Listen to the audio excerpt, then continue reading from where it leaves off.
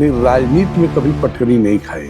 कई इस अखाड़े से इनके शिष्य कई सैकड़ों लोग नौकरी पाए हैं। गरीब का लड़का आता था, उसके पास नहीं कुछ होता था, अपना दूध पिलाते थे। तो जब भी खोआ लेके जाते थे सिंधोरा, तो कहीं दंगल उंगल होता था तो साइकिल के खोआ फेंक के दंगल अपना लड़ना शुरू कर देते। मैं उस गाने में टेरी लिखा था, 132 वोट से जीतल बा जौनवा, भवनवा उनके अहिया सब है। हमारे यहाँ अखाड़ा तो बहुत पुराना था, लेकिन इन्होंने कुश्ती जगत में अपना एक नाम किया। राजनीति में भी उन्होंने अपना कर्मठता दिखाया कि कभी उन्होंने समझौता किसी से नहीं किया। पहले फरी भी खेलते थे और बिरहा भी गाते थे, उसके बाद राजनीति में घुस गए। वो नुकसान के अलावा घर का फायदा नहीं कर पाए, क्योंकि दूसरों में ही कुर्बान रहे हमेशा। ये जो छत बना है, खराब बना है, और ये सांसद तूफानी सरोज की देन है। उनका लास्ट सब निकला था जय हनुमान जी। 500 साल पहले अंग्रेजी के महान कवि और नाटककार शेक्सपियर ने एक नाटक लिखा जिसका नाम था एज यू लाइक, यानी जैसा आप चाहें। उसको बहुत सारे लोग अपनी सुविधा अनुसार कहते हैं कि नाम में क्या रखा है।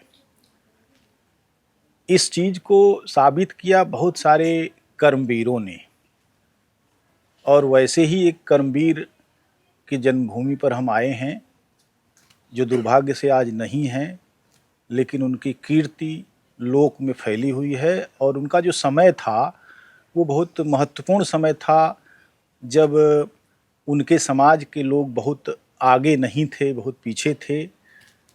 मैं संदर्भ दे रहा हूँ गाज़ीपुर ज़िले के गोमती के किनारे के गांव भुजाड़ी के रहने वाले सिखारी पहलवान का, जो अपने गांव के प्रधान भी रहे हैं। सिखारी पहलवान के बड़े भाई का नाम भिखारी था, तो उनके जोड़ पर ही इनके माता पिता ने इनका नाम सिखारी रख दिया। यह नाम अगर देखा जाए तो भारत की तथाकथित मनीषा के विरुद्ध लोक का एक ऐसा पक्ष है जिसमें लोग वजन पर कुछ भी नाम रख देते थे, लेकिन बाद में चलकर लोगों ने उन नामों को अलग ही तरीके से चरितार्थ किया। सिखारी पहलवान ऐसे व्यक्ति थे जो इस मिट्टी में सहज ही पैदा हुए, और उन्होंने बहुत सारे धूल के फूल पैदा किए जो बाद में देश में अपनी सुगंध फैला रहे हैं। सिखारी पहलवान की शिक्षा दीक्षा लगभग नहीं हुई, लेकिन उन्होंने अपने जीवन को समाज को देने का जो एक कीर्तिमान है उसको बहुत ही महत्वपूर्ण ढंग से आगे बढ़ाया। और आज उनके अखाड़े में लड़कर पहलवान हुए तमाम सारे लोग अलग अलग जगहों पर अपनी सेवाएं दे रहे हैं। उनके अलग अलग रिकॉर्ड्स हैं अलग अलग क्षेत्रों में, और एक बड़ी कतार है जो उन्होंने खड़ी की। सिखारी पहलवान के बारे में जानने से पहले हमको ये जानना चाहिए कि सिखारी पहलवान आज से 60-65 साल पहले जब अपनी जवानी के दिनों में थे, तब किस तरीके का माहौल था हमारे देश में। ख़ास तौर से पूर्वांचल की इस धरती को मैं देखता हूँ, किसानों की ज़मीन है ये। आज तो पक्के मकान हैं हर जगह, लेकिन पहले पक्के मकान किसी किसी के ही हुआ करते थे। खेती गृहस्थी में, चरवाही में तमाम सारे लोगों का जीवन उसी पर निर्भर था, वही चल रहा था। लेकिन यादवों के पास पहलवानी और मल्ल विद्या एक ऐसी चीज़ थी जिसके ज़रिए से उन्होंने एक बड़ी यात्रा तय की। सिखारी पहलवान ने भी अखाड़े को अपनी कर्मभूमि बनाया, और आसपास के गांव में जो भी उनको लगता था कि अच्छा पहलवान निकलेगा, लड़ सकता है, उसको उन्होंने अपने संरक्षण में लिया और उसको प्रशिक्षित किया, उसको ज़मीन पर लड़ना सिखाया, और दूर दूर के अखाड़ों में उन्होंने उसको भेजा। और शिष्यों ने भी उनको निराश नहीं किया, अपनी विजय पताका फहराई, अपने गुरु का नाम ऊंचा किया और अपने लिए जीवन की एक अच्छी राह बनाई। सिखारी पहलवान पिछले दिनों इस दुनिया को अलविदा कह गए। उनके घर आज हम आए हैं, उनके परिजनों से बातचीत करेंगे कि उनकी क्या स्मृतियां हैं, किस तरीके के व्यक्ति थे वे, और लोगों के बीच में उनका कितना रुतबा था, किस तरह का उनका मान सम्मान था। तो हम बात करते हैं उनके भतीजे। जो आप अपना नाम बताइए। मैं रामचंद्र यादव, पूर्व जिला पंचायत सदस्य, इन्हीं के आशीर्वाद से हुआ था। इनके बड़े भाई श्री स्वर्गीय भिखारी यादव का बेटा हूँ। और ये पहलवानी के साथ साथ राजनीति भी करते थे, लेकिन राजनीति में कभी पटकनी नहीं खाए। 3 बार प्रधानी लड़े, तीनों बार चुनाव जीते। और नेताजी से बहुत प्रभावित थे, माननीय मुलायम सिंह जी से। उनसे मुलाकात भी किए 2-3 बार। एक बार सेंट्रल जेल में, एक बार दिल्ली में जाकर, लखनऊ में, एक बार करमपुर में राधे मोहन सिंह के यहाँ आए थे। वहाँ मंच पर चढ़ कर के उन्होंने नेताजी के कान में कहे कि राधे मोहन जी चुनाव जीत सकते हैं यहाँ पर। और शुद्ध समाजवादी थे, इसमें कोई समझौता ही नहीं करते थे राजनीति में। एक धरती पुत्र ने दूसरे धरती पुत्र को हाँ, यह बताया कि इस धरती के लोग क्या कह रहे हैं। हाँ। ये मुझे बताइए कि ये जो पूरा माहौल है, आपका गांव जो है आसपास, किन किन लोगों की आबादी है यहाँ पर? यहाँ पर हम लोग हैं, एक ही से हम लोग हैं। यहाँ पर कई 500 आबादी है जी यहाँ पर, एक ही परिवार के लोग। हाँ, एक ही परिवार की 500 ज़्यादा हुई, 500 से ज़्यादा होगा। और यहाँ पर हमारे गांव में यादव, मला हैं, थोड़ा बहुत हरिजन हैं, और सोनकर हैं, और प्रजापति हैं, प्रजापति जी हैं। और ये क्षेत्र यादव बाहुल है। लेकिन यहाँ पर सैदपुर से भी लड़के आते थे, बाजते थे, वो सरकारी नौकरी में हो गए हैं। भीमा पार से भी आते थे, वो भी नौकरी पा गए। कई इस अखाड़े से इनके शिष्य कई सैकड़ों लोग नौकरी पाए हैं। बाहर भी, विदेश भी गए हुए थे। और सबको बड़े गरीब, यदि लड़का है, गरीब का लड़का आता था, उसके पास नहीं कुछ होता था, अपना दूध पिलाते थे। अपना माने जब जाते थे दंगल में, उस्तादी वहाँ मिलता है, जो पैसा मिल जाता था उस गरीब लड़के को पैसा देते थे। इनको जो साफा मिलता था, गमछा मिलता था उस्तादी में, वो गरीब आदमी दिमाग में रखे थे किसको देना है, वो देते, घर में किसी को नहीं देते थे। ये बहुत अच्छा। इनका माने बहुत बड़े गरीबों के बने प्रति इनके बात हुआ था। और दूसरी तरफ कि इस जमाने के सबसे बड़े अवघड़ थे ये। मैंने अवघड़ ये थे कि बहुत दिल के पक्के थे।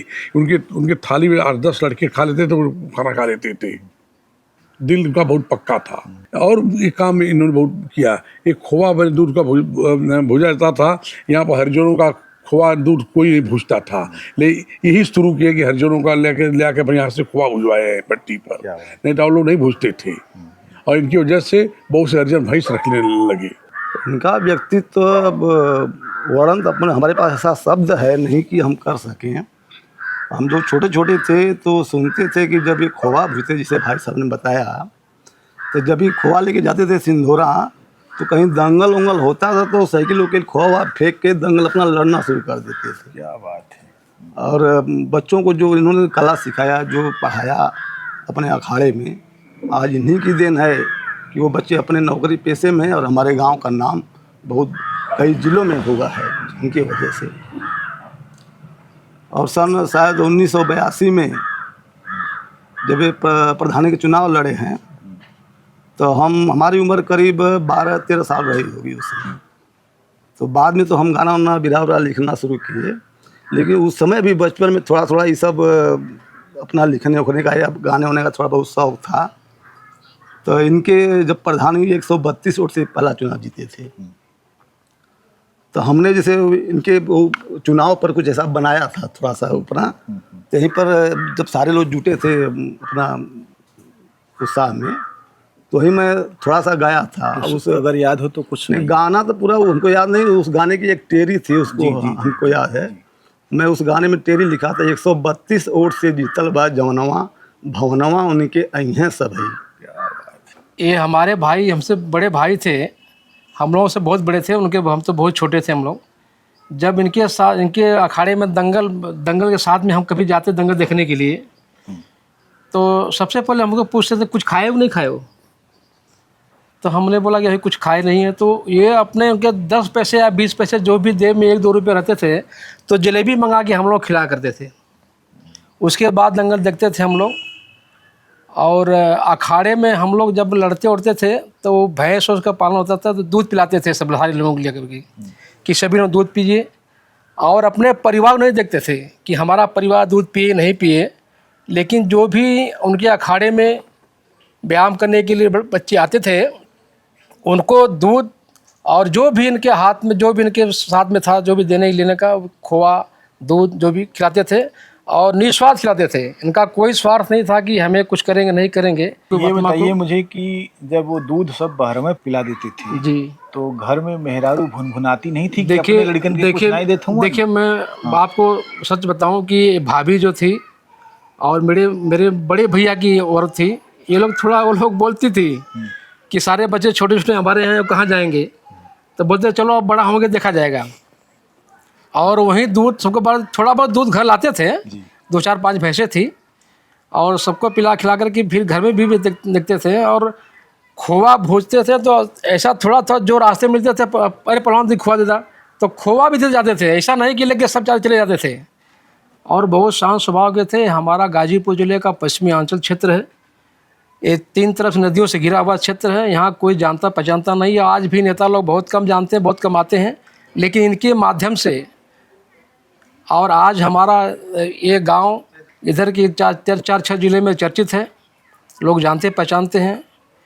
हम लोग छोटे थे तभी से पहलवानी की शौक़ थी। मेरा नाम राम अवतार, इनके लड़के थे भैया लाल, हम दोनों को ये साथ में ले करके छोटे छोटे हम लोग पहलवानी पे, कहीं भी दंगल होता था, बचपन में थे हम लोग छोटे छोटे, तो नियार का दंगल हुआ या तेतारपुर का या ये अपने पतरही का, तो हम लोग दोनों आदमी ये लंगोटा बनवाए थे। हम दोनों पहले जैसे ही दंगल शुरू होता था तो हम लोग एक ही में लड़ते थे, दोनों आदमी लड़ करके हम लोग बैठ जाते थे। कोई उस समय था जमाना तो पान देता था, तो ही पान खा करके हम लोगों को ले करके चाचा हम लोगों को साइकिल पर बैठा करके जाते थे, नहीं कन्हैया ले करके जाते थे।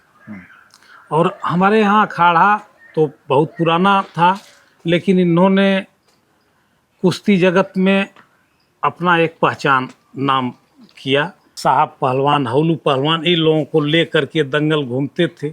उसके बाद धीरे धीरे समय परिवर्तित होते गया और वजन की कुश्तियों पर हमारे चाचा जब निकले तो उनको पढ़े लिखे तो थे नहीं, हम लोग छोटे थे, जानते थे, तो कहीं की बात नौकरी भर्ती की होती थी तो किसी को कहते थे कि वहाँ भर्ती, हम लोग छोटे थे तो बोलते थे कि वहाँ भर्ती हो रही, जाओ तुम लोग भर्ती, गांव के लड़कों को किसी को कि जाओ वहाँ भर्ती देखो।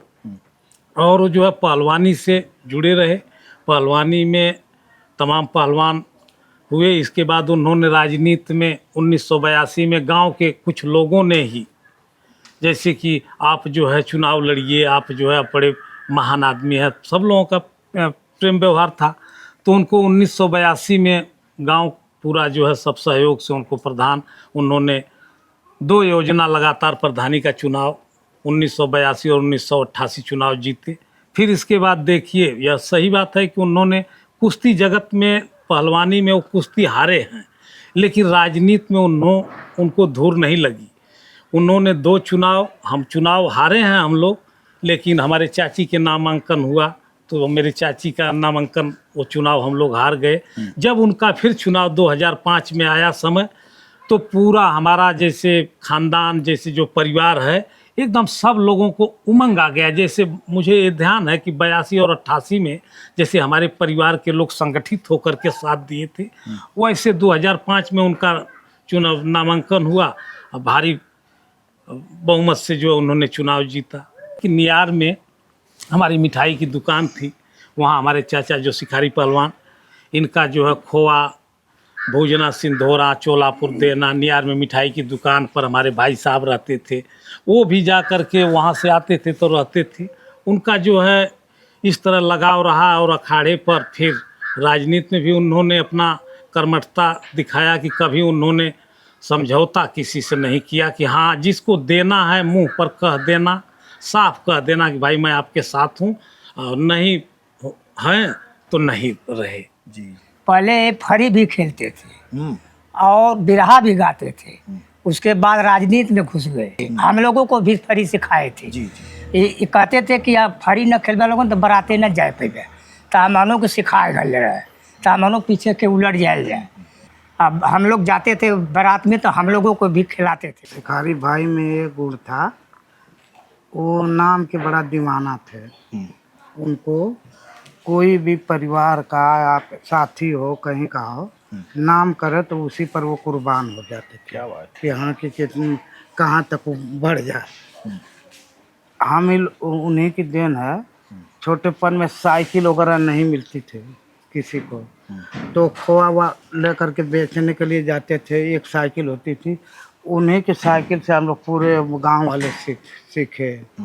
नहीं तो कोई साइकिल सोचता है कि टूट जाएगा ये वो, तो उनको केवल सिखाने से ना, लड़कों को बढ़ाने से। हाँ उनको।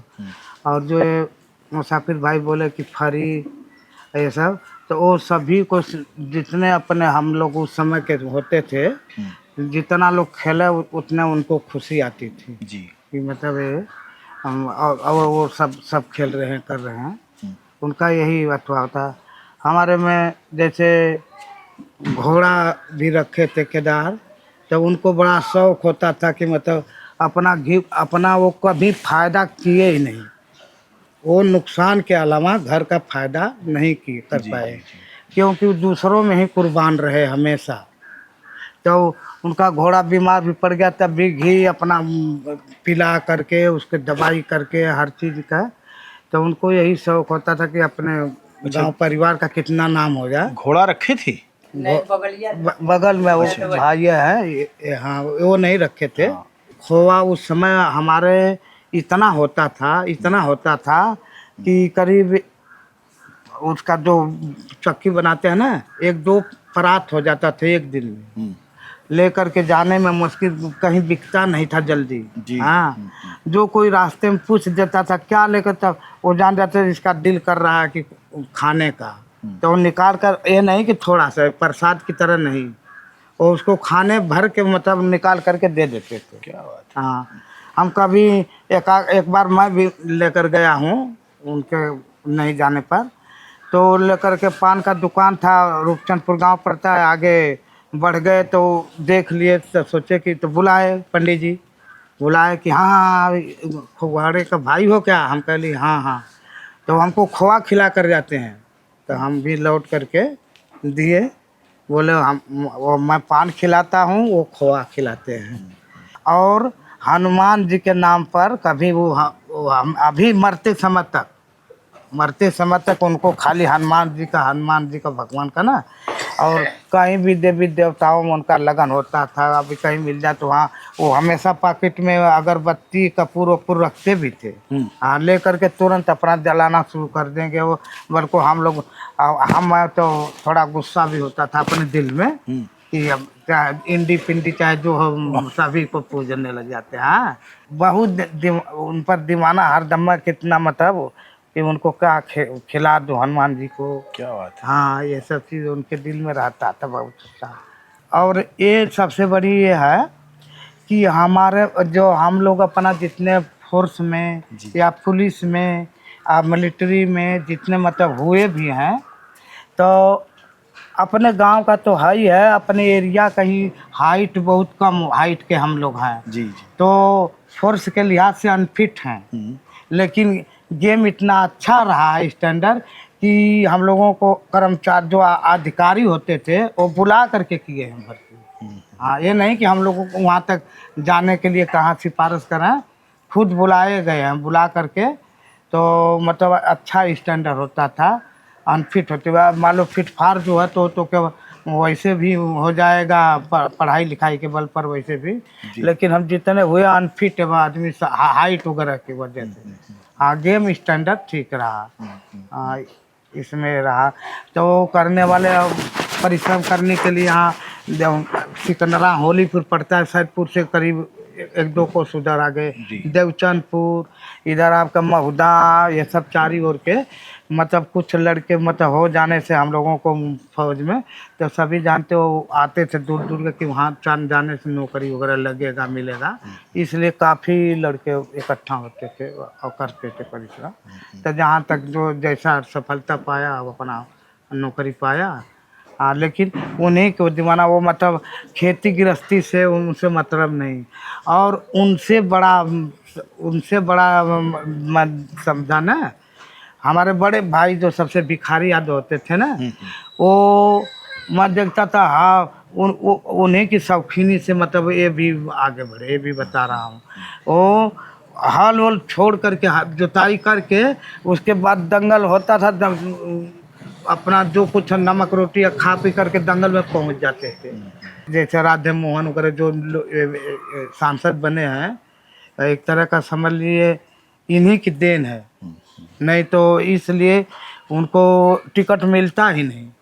हाँ, ये बोल गए, उनके भाई बड़े तेजू सिंह हैं, वो हमारे सामने बोले हैं कि कर्म से कैसे हिम्मत पड़ गई तुम्हार, उस समय अमर सिंह को और देते थे टिकट है, क्योंकि मतलब कैसे तोरे हिम्मत पड़ गई कहे कि हमान के तो हिम्मतिया ना, तो अपन कहने के हत का भैलो माँ कहे में जी। हाँ, तो ये सब उनके अंदर जिस पर वो लगा लेते थे कि हाँ ये अच्छे आदमी हैं और ये अच्छा काम करेंगे, अच्छे आदमी हैं, तो उस पर वो दीवाना हो जाते थे। हाँ, और रूखा सूखा भूखा होकर के पहुंच जाते थे। ये भी बता रहा हूँ, कहीं जाना हो तो ये नहीं कि हम वहाँ पहन लें खूब अच्छा खा पी लें तब उसके बाद चलेंगे, वैसे ही हम घर तो उन घर चल दिए।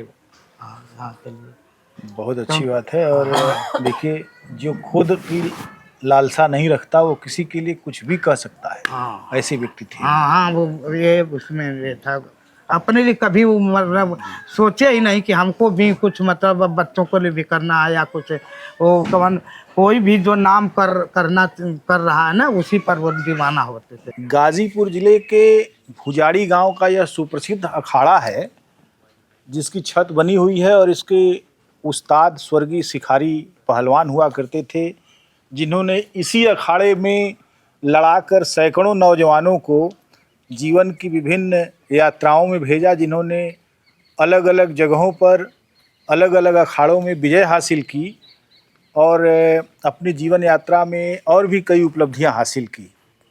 यह अखाड़ा अभी मिट्टी का है और यहाँ कुछ युवा पहलवान, कुछ किशोर जो आजमाइश कर रहे थे, और एक छोटे बच्चे ने जिस तरीके से अपने सी बड़ी उम्र का लगने वाला जो पहलवान था उसको पटखनी दी, उससे लगता है कि दांव पेच कितने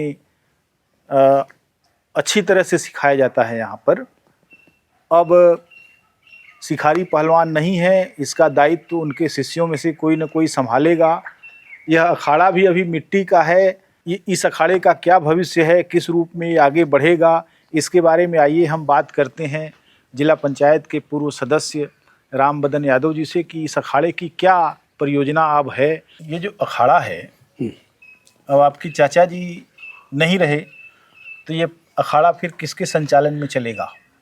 ये हमारे छोटे चाचा जो है, जो राष्ट्रीय पहलवान रहे CRP में सब इंस्पेक्टर जी, वही करेंगे। अच्छा, अभी ये मिट्टी का है, अभी मैट की और तमाम सारी दूसरी तरह की कुश्तियाँ लड़ी जा रही हैं, तो इस अखाड़े के विकास के लिए यहाँ मैट के लिए या दूसरी चीज़ों के लिए कोई प्रयास आप लोग कर रहे हैं? बहुत प्रयास किए हम लोगों ने माननीय विधायक जी से, और ये दुर्भाग्य रहा कि तूफानी सरोज फिर यहाँ से नहीं रहे। ये जो भी छत बना है, अखाड़ा बना है, और ये सांसद तूफानी सरोज की देन है। अच्छा, हाँ, तो आगे तो बहुत सारे जनप्रतिनिधि यहाँ होंगे, लेकिन क्या उनकी कोई दिलचस्पी इस बात में नहीं है कि उनके क्षेत्र के अखाड़े थोड़ा अधिक तरीके से, अच्छे तरीके से अपग्रेड हों?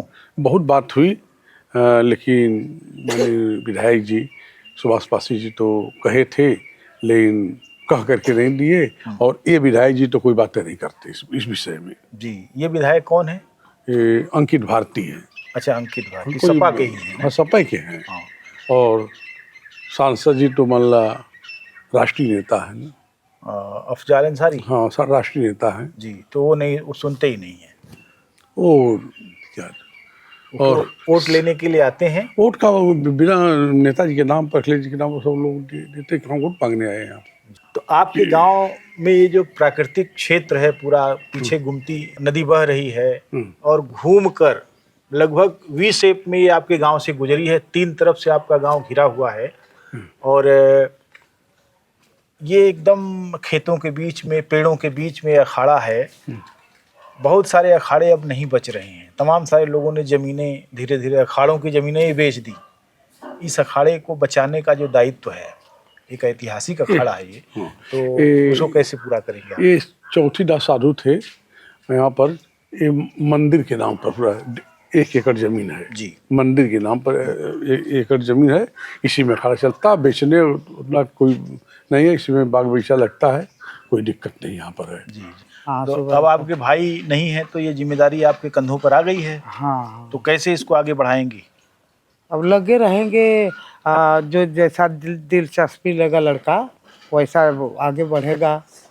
जिसमें जो भावना दिलचस्पी लगा, जी। हम लोग तो अपने तरफ से सोचेंगे कितना अच्छा बने, कितना आगे निकल जाए, लेकिन अब उसके ऊपर है, करने के ऊपर है भी है।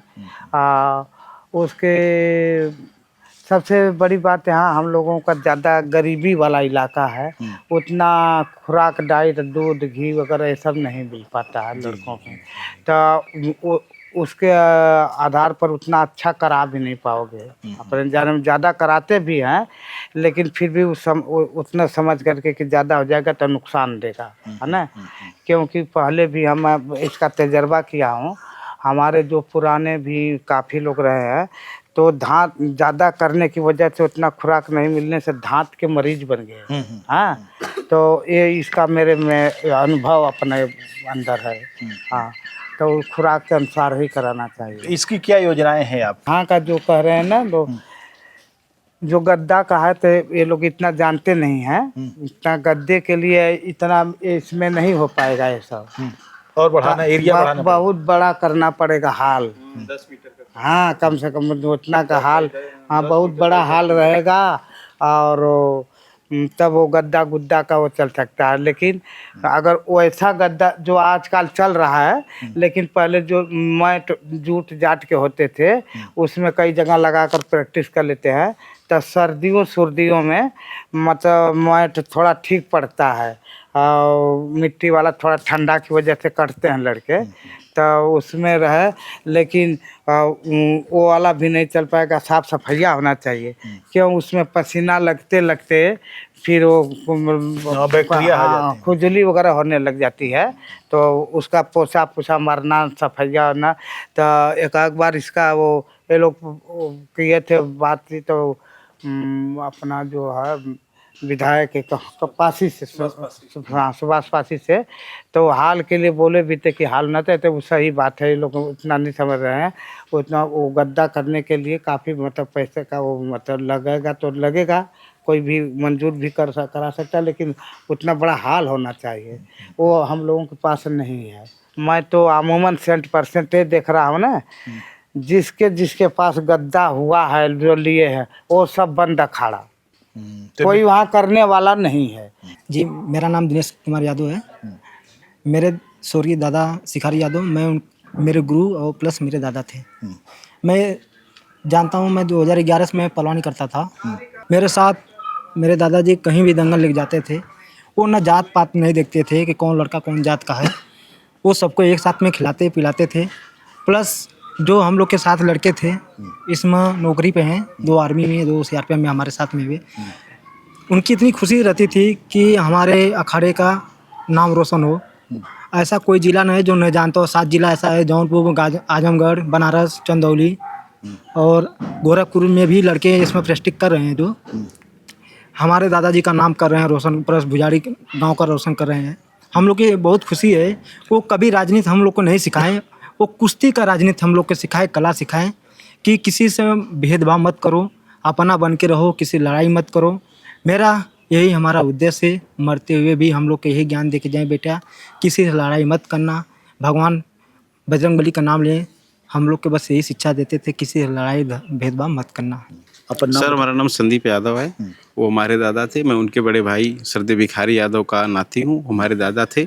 और सर वो हमको जब हम उनके पास जाते थे, हम तो बहुत दिन के नहीं है, दादा जब थोड़ा वृद्ध हो गए तब से हम लोग बहुत संभाले हैं। दादा हमको हमेशा एक ही बात सिखाते थे कि चरित्रवान रहना, ईमानदार रहना और समाज में सभी लोगों को लेकर चलना, जात पात मत करना। तुम्हारे द्वार पर जो भी काम के लिए आए, या बड़े पापा जैसे बड़े पापा नेताजी हैं, राम बच्चन यादव पूर्व जिला पंचायत प्रभु चाचा प्रधान है, जो तुम्हारे द्वार पर काम उसका काम करवा देना, सबको सम्मान देना, समाज के सभी वर्गों को जोड़ कर चलना और ईमानदार रहना, चरित्रवान रहना, या तो विवेकवान बनना या तो बलवान बनना। यही चीज़ हम लोगों को सिखाते थे, या तो विवेक को बढ़ाना या तो बल को बढ़ाना, और फालतू काम में दिमाग मत लगाना। दादाजी के बारे में बहुत से लोग बताते थे कि जब जैसे कि हमारे बड़े पापा कबीर जी ने बताया कि वो 82 में चुनाव 132 मतलब 132 वोटों से जीते थे। तो लोग बताते हैं कि उस समय बहुत बड़ी जो उनका प्रतिद्वंदी था, बहुत मजबूत आदमी था। जो लोग अगल बगल के सुनते थे कि शिखारी पहलवान उनके खिलाफ चुनाव लड़ रहे हैं, वो लोग आश्चर्यचकित होते थे कि उसको कैसे ये हरा पाएंगे। सपोज करिए सर, आप तो मीडिया से हैं, आप जानते ही होंगे सर कि 1967 में जैसे नेताजी ने तहसीलदार सिंह को हराया था, जब नेताजी तहसीलदार सिंह के सामने लड़े तो उनको हराना काफ़ी मुश्किल था। वही हाल यहाँ पर 1882 में हुआ। उन्होंने अपने वो बहुत 1982 में, 1982 में जब उनको हराए तो बहुत बड़ी बात थी। उनका प्रतिनिधि काफ़ी धनवान था, बहुत मजबूत था। उनको 132 वोटों से दादाजी चुनाव हरा दिए। मेरा नाम अमन यादव, उसमें प्रीतम सब लोग प्यार से बुलाते हैं। और मैं गोरखपुर स्पोर्ट हॉस्टल में रहता हूँ। और दादाजी का ये देन है कि मैं स्पोर्ट हॉस्टल में हुआ हूँ और इस बार स्कूल गेम में सेकंड प्लस लाया हूँ। दादाजी से क्या सीखे? दादाजी से बस पहलवानी से क्या, और बताएं कि किसी से झगड़ा मत करना, लड़ाई झगड़ा किसी से मत करना, यही सब हम लोग को सिखाए हैं। मेरा नाम रौनक यादव, मैं 8वीं में पढ़ता हूँ। और किसी दिलचस्पी में हो खेलने कूदने? खेलते हैं सब। हम लोग वहाँ पे कुटी है ना, बोलते हैं कुटी, वहाँ पे पहले दादाजी रहते थे तो हम लोग वहाँ पे खेलते हैं। बैट बॉल जो खेल होता है सब खेलते हैं और पढ़ते भी हैं। और अब दादा चले गए। तो दादा क्या कहते थे, क्या बनो? मतलब हम दादा के पास उतना बैठते नहीं थे, डर लगता था उनसे। कहीं, अरे वो तो इतना सीधा थे। हम उनके पास उतना नहीं बैठते थे। अच्छा। दादाजी हमारे जो हैं सच्चे हनुमान भक्त थे। हम लोग को सिखाए थे कि क्या नाम है, किसी से झगड़ा मत करना, विवाद मत करना, आपस में मिल बांट के रहना, चरित्रवान रहना। उनका अंतिम शब्द हनुमान जी के प्रति था। उनका लास्ट शब्द ही निकला था, जय हनुमान जी। मैं दीपक यादव मैकेनिकल इंजीनियर हूँ। अरे वाह। उन्हीं की सेवा संरक्षण में हुआ हूँ। उन्होंने ही हमें सिखाया है कि पढ़ना लिखना, लड़ाई झगड़ा किसी से नहीं करना है। उनकी और कोई ऐसी याद है जो दूसरे को ना पता हो, आप ही को पता हो? जैसे वो आते थे दंगल से आते थे तो जो भी पैसा वैसा मिलता था देते थे, हमको देते थे। जैसे मैं दिल्ली रहता था तो भिजवाते थे, चाचा से बोल के, पापा से बोल के भिजवाते थे कि दीपक को दे देना पैसा खर्चा वर्चा के लिए। मेरा नाम मयंक यादव है, मैं बुझाड़ी से बोल रहा हूँ। मेरे गुरुजी बहुत ही अच्छे थे, हम लोगों को बहुत मानते थे और हम लोगों को हर एक चीज़ सिखाते थे। जैसे कि बहुत से दावा टेक्निक बहुत सिखाते थे। अपने पिताजी की यादें तो बहुत आपके पास होंगी जी, तो कुछ यादों को आप साझा कीजिए। आखिरी समय में जी, प्राण निकलने से करीब 5 मिनट पहले हमसे कहे कि बेटा किसी को गाली मत देना और किसी से लड़ाई झगड़ा मत करना, आपस में परिवार में सभी लोग से मिलजुल कर रहना। आखिरी समय में हमसे ही कहे। लेकिन पहले जब आप बचपन में थे, छोटे, तब की यादों तो उनकी बहुत थी। हाँ, तो कुछ बताइए। वो अगर किसी बात को ठान लेते थे तो ये नहीं देखते थे कि हमारा ये काम करने से इसके पीछे कितना नुकसान होगा। बात के बहुत धनी थे, चाहे जितना नुकसान हो जाए उनका, लेकिन अपने बात से पीछे नहीं हटते थे।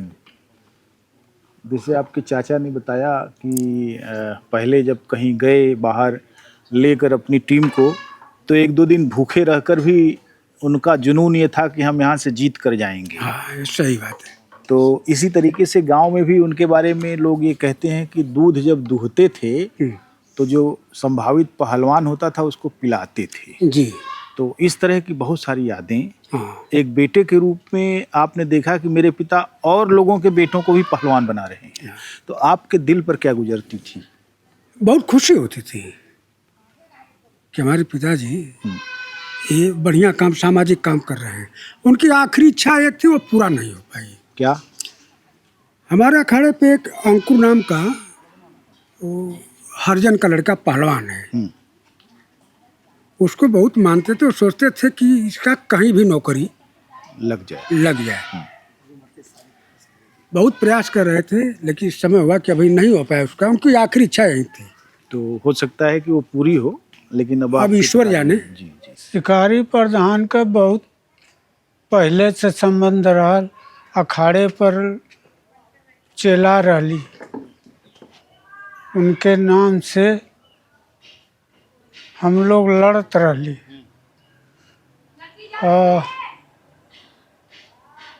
बहुत दूरे दूरे लेके चल जा हमान के। बनारस में मनोहर पहलवान के पटकली, यार धर्मापुर में बाजल जा, यार कुल दंगल देखल जा, कत्तो का दंगल छोड़ल ना जा। नहिया पुआरी ले जाके भी दंगल देख के आवल गल बाज के। यार बनारस के को दंगल न छोड़ल जाए। हाँ, बहुत पहले से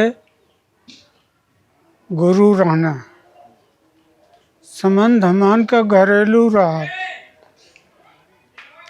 हमार घर नज़दीक है, बहुत पहले से संबंध रहा।